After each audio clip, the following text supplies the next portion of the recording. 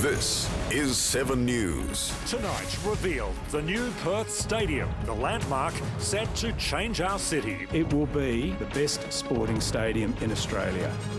Jeff Parry uncovers disturbing new details in the Troy Buswell scandal. The Carbon Tax axed, saving West Australians hundreds of dollars. And fans have their say in WA's biggest footy survey. From the studios of 7 Perth, Rick Arden and Susanna Carr. Good evening. It's been talked about for years, and after all the debate, finally we're seeing what the new Perth Stadium will look like. The Premier cut short his holiday to unveil it, and as promised, the historic project will be delivered on time, under budget, and will revitalise Perth. Alexis Donkin reports. A new landmark set to change our city on the banks of the Swan River. This is what the new Perth Stadium will look like. At night, it will light up blue and yellow when West Coast play, purple for the Dockers. Surrounding parkland will have an Indigenous theme, a playground and an amphitheatre. Take a look inside with views of the city and the Swan River. This is where we'll watch the footy, cricket, rugby and not just sport. 5 tiers, 60,000 seats, 85% of them will be undercover. It will be, without doubt, the best sporting stadium in Australia. All up, the cost of the stadium and precinct is $862 million. Taxpayers will foot at least 60% of the cost. Stadium revenue is expected to eventually repay a 25-year financing package funding the other 40%. That project cost is $40 million below what was budgeted for. The Perth Stadium will be Australia's third largest, bigger than the upgraded Adelaide Oval and Etihad Stadium in Melbourne, but still smaller than Sydney's ANZ Stadium and the MCG. But there's capacity to build more seats. A stadium that is capable of being expanded in the future to 70,000 seats and then even 80,000 seats. There will be 1,000 television screens, 2 giant screens at 240 metres squared, twice the size of those at NIB, 70 different outlets for food and drinks, 748 male toilets and 781 for females. Looks good for sport, yeah, it'd be great. Wow! And after public consultation, every single seat will have a cup holder. Construction is due to start later this year. The stadium completed by round 1 of the AFL season 2018. The Premier promises the stadium will be completed on time and on budget. John Worsfold is impressed. All the parkland looks great. But the Eagles legend has a few suggestions. Are they going to name some of the gates at the new stadium after some of the footballers, some other sporting greats? The government says membership seats and ticket prices are a work in progress. Alexis Donkin, 7 News. And we want to know what you think of the Perth Stadium design and whether it's worth the $862 million price tag. Join the conversation happening on our Facebook page, 7 News Perth. Now to an ongoing scandal the Barnett government can't shake. The government's insurer, Risk Cover, has offered money to one of Troy Buswell's crash victims in return for her silence. Jeff Parry has this exclusive report. When Troy Buswell smashed into Shelley's Barina during his wild ride through the streets of Subiaco in February, the government's sympathy was all with Mr Buswell. From that day to this, Shelley's been without a car. Now the government's insurer, Risk Cover, has sought to put a lid on this acutely embarrassing incident by offering Shelley $3,000 if she doesn't talk to any press, television or radio. A hush money payment to ensure that this matter doesn't appear in the media again. This is an outrage. And despite nearly 6 months having to walk or catch public transport, Shelley has to agree not to commence any action, suit or proceedings against Mr Buswell. Well, Risk Cover are acting like Mr Buswell's lawyers, not like the state insurers. By giving up her right to take legal action, it removes any threat of Mr Buswell having to answer questions about the night he drank at a wedding, then drove home, hitting 4 other cars on the way. Under the Risk Cover offer, Shelley gets to keep the wreck, which they've valued at $321 at the wreckers. It'd cost her most of that to get it towed. The Premier says the claim is being settled in a normal way. And there's nothing untoward other than the incident itself, but in terms of the claim and the repairs to the vehicle, that is normal practice. This is an extraordinary document. Mr Barnett said, where's the proof of a cover-up? This is Exhibit A. Jeff Parry, 7 News. It's been a while since we've reported on the cost of household bills falling, but that's exactly what's being promised tonight. The carbon tax has been axed, and Tony Abbott says that should save the average household more than $100 a year. It's the tax that's dominated Australian politics for almost a decade and brought Julia Gillard undone. But this morning, Tony Abbott's signature election promise delivered. The carbon tax repeal bill and 7 related bills have passed. The carbon tax Clean energy legislation axed. A useless, destructive tax which damaged jobs, which hurt families' cost of living and which didn't actually help the environment is finally gone. Today, Tony Abbott has made Australia the first country in the world to reverse action on climate change. For WA households, financially, it's good news. The average electricity bill should drop around 9%, saving families about $126 a year. State government will ensure that those savings are passed on to consumers. This is a huge win for businesses throughout Australia and particularly Western Australia. The savings officially come into effect from today, but if you've received a power bill after July 1, you're also entitled to a reimbursement. You'll see the credit appear on your next bill. It could be short-lived though. Opposition leader Bill Shorten today committed Labor to campaigning for an emissions trading scheme at the next election. Amelia Broon, 7 News. Mystery surrounds the disappearance of an elderly man in Perth's north. The 79-year-old's car was found abandoned at a shopping centre yesterday, full of groceries. But police fear he's been missing for several days. Rebecca O'Donovan reports. It's a missing persons case police admit is unusual. This is John Williams, and this was the 79-year-old doing his shopping at Kingsway Shops on Saturday. He put the groceries in his car, left them there, and police believe he walked 3 kilometres home.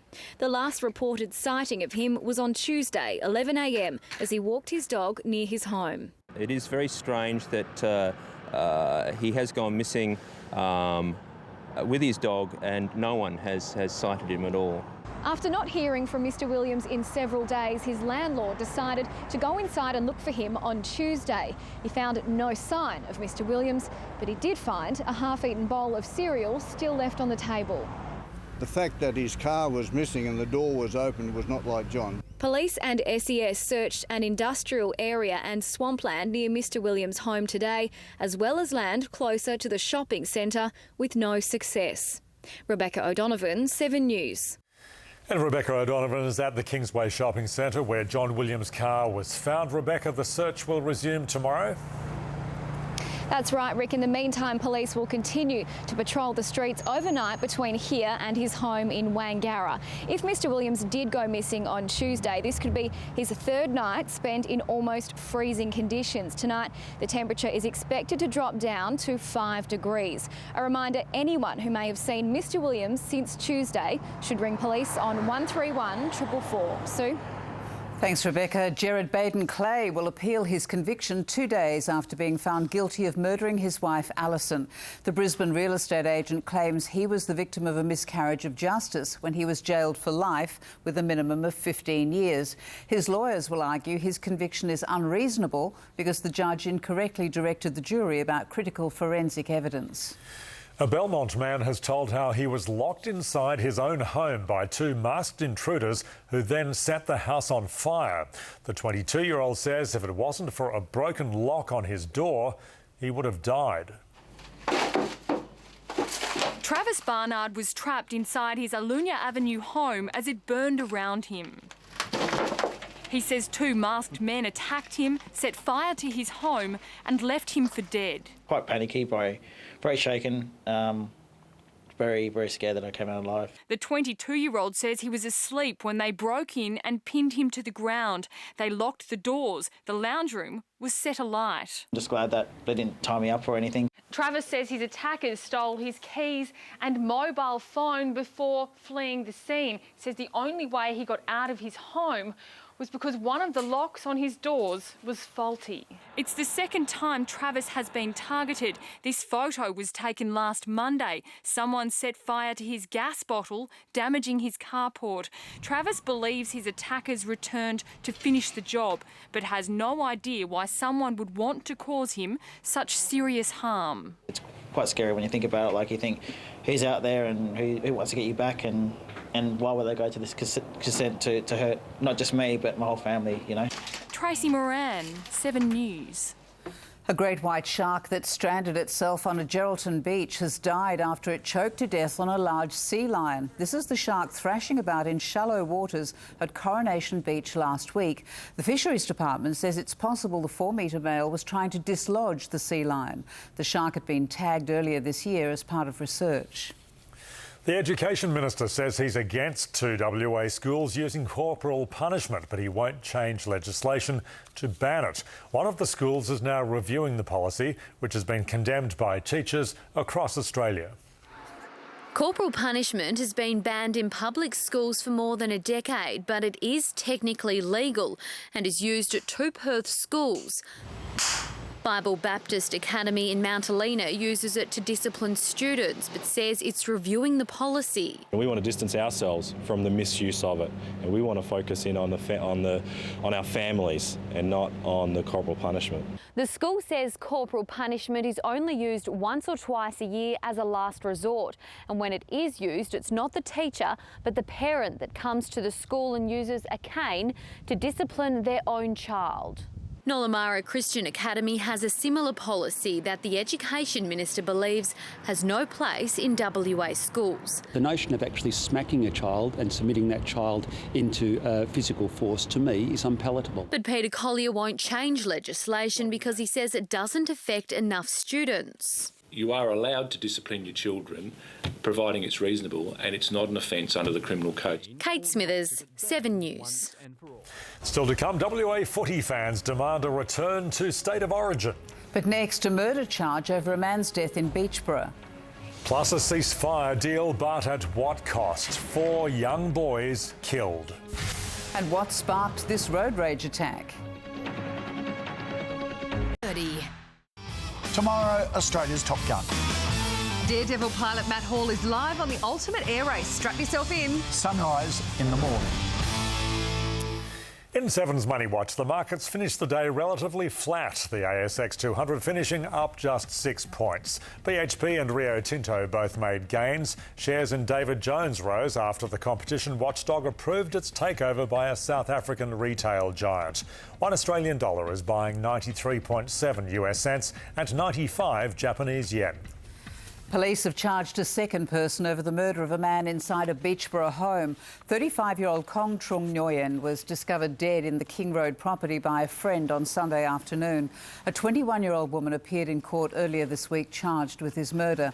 Today, police also charged a 26-year-old man over Mr Nguyen's death. There was a mid-air emergency at Janda this morning after a Royal Flying Doctor aircraft reported trouble with its landing gear.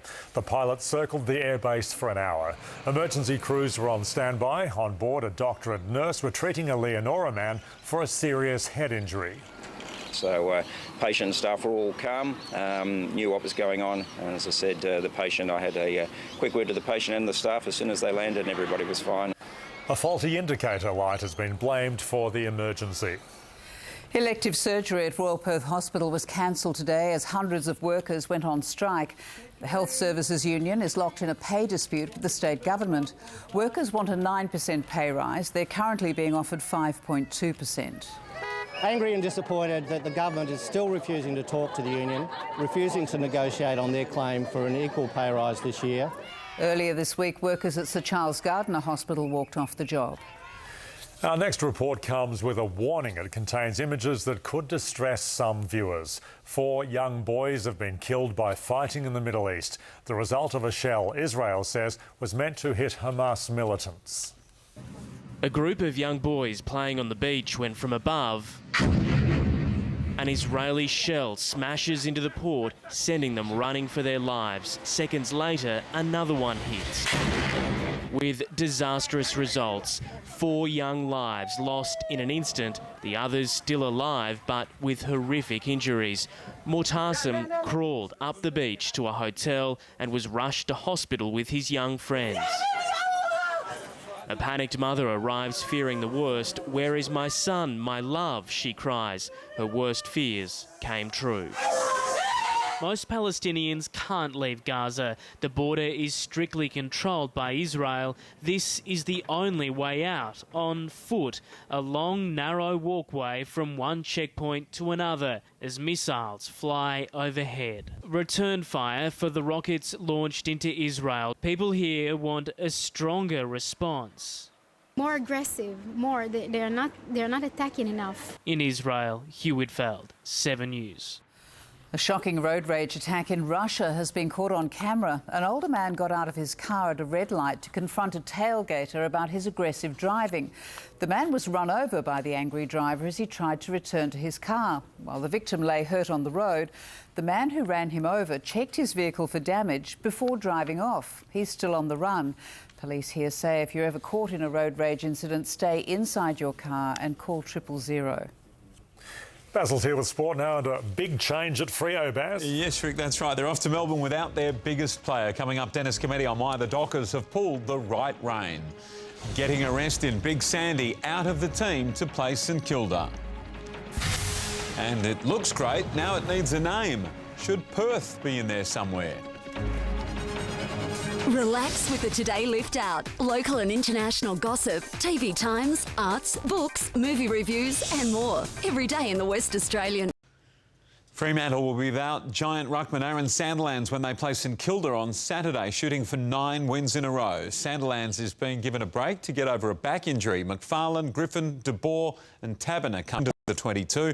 Ballantyne, Pearce and Aptness are the others out of the side. And St Kilda have made 4 changes of their own. Saunders, Longer, Bruce and Murdoch are in for Donnell, Hickey, Shenton and Ross. And Dennis Cometti joins me now. A rest for Aaron Sandilands this week. Dennis, a luxury I guess the Dockers can afford. Baz, it makes perfect sense, doesn't it? They're going so well, they're looking for 9 straight, and their football has been pretty solid anyway. He gets the 2 weeks off because of bye next week as far as Fremantle are concerned, so very good policy, I think, because they're really making their run. Good management. Mark Evans was in town. Now, what did you make of what he had to say about the Nat 5 suspension back from round 2? He said it'd still be a suspension. Well, that flies in the face of the evidence I've seen. Now, whether he thinks we don't see some of those games played over East or not, I'm not sure. But I think of Franklin at the Gold Coast and Goods at the SCG, both of those things were a situation where those players decided to bump and not tackle, Baz, and nothing happened. Yeah, strange. The new Perth Stadium looked very impressive today. No name from the Premier. Any suggestions for him? You know this is a button to push, Baz. Don't do it with me because I've got to have Perth in it somewhere. I did some work with Brookfield and really I thought that this was going to be something. It is something. It's a wonderful stadium. We've got to see it to its best advantage, of course, looking up the Swan towards Kings Park, setting sun. City of Perth Stadium, Baz. City of Perth Stadium, remember that. Not sure if you'll get it up. We did hear your dulcet tones on the video presentation today. How are you tipping, Dan? Not a very good round, this one, Baz. North Melbourne, Fremantle, Geelong, Port Adelaide, Essendon. Everyone's tipping the same way. We sure are. Thanks, Dan. Footy fans have spoken. The results are in from the biggest football survey in WA, and there are a couple of surprises. Chris Young looks at some of the big issues. Coaches, players, the rules, nothing was sacred, and the fans want to turn back the clock. To the question, should State of Origin be brought back in some form, 68% said yes. Is footy better than it was 10 years ago? 60% came in as a no. 58% of fans surveyed believe the bump is dead.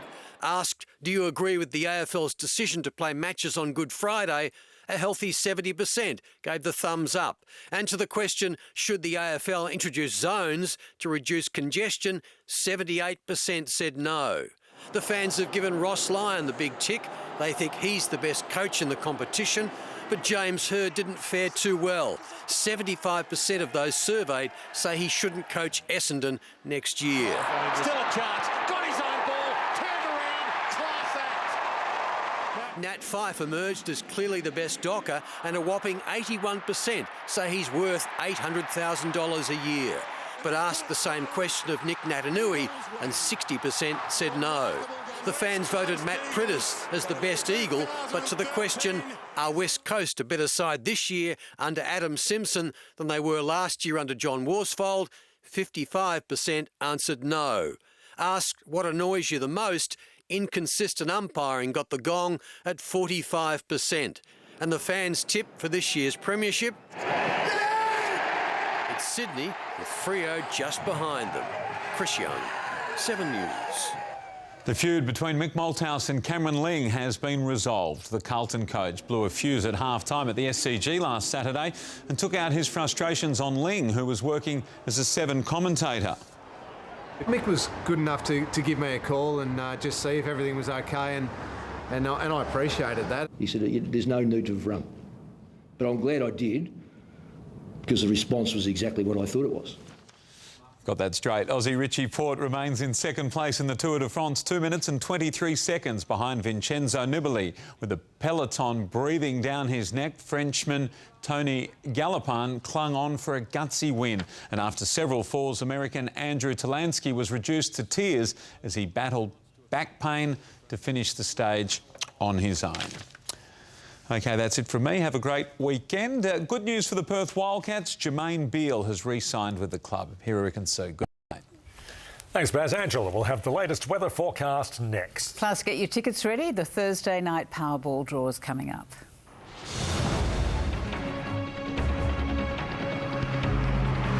We'll see you tonight at 6:30. Now, Fuel Watch. Perth's petrol prices, brought to you by Fuel Watch and 7 News.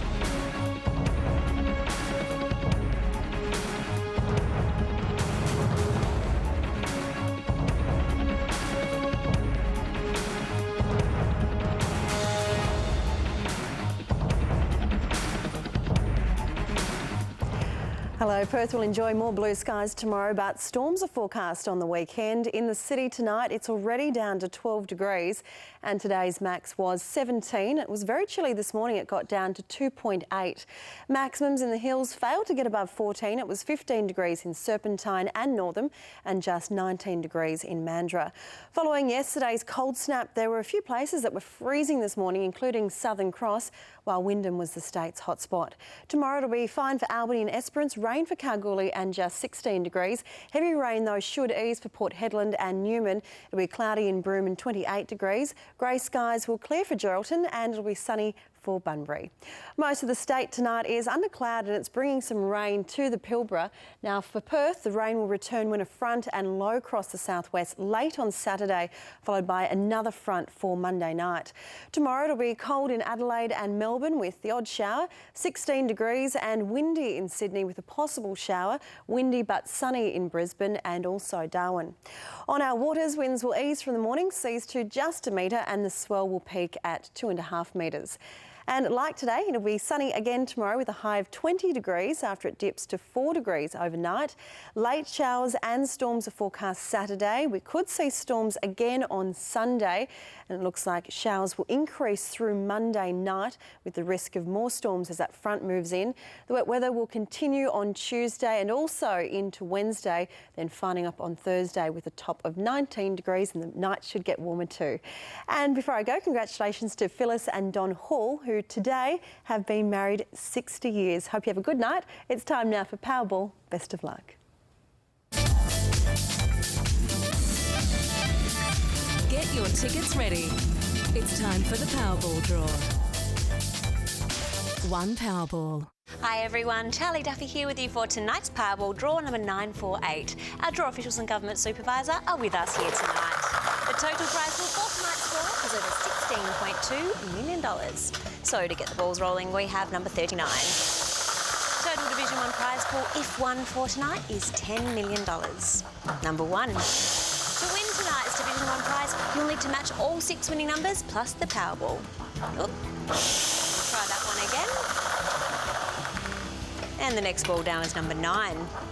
Last week we had 4 lucky Division 2 winners who each picked up over $61,000. That's for Thursday, 31, followed by number 6.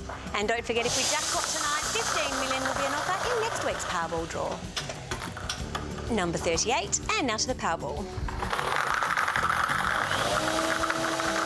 So to recap, we're 39, 1, 9, 31, 6, 38, and the Powerball is number 10. Good night.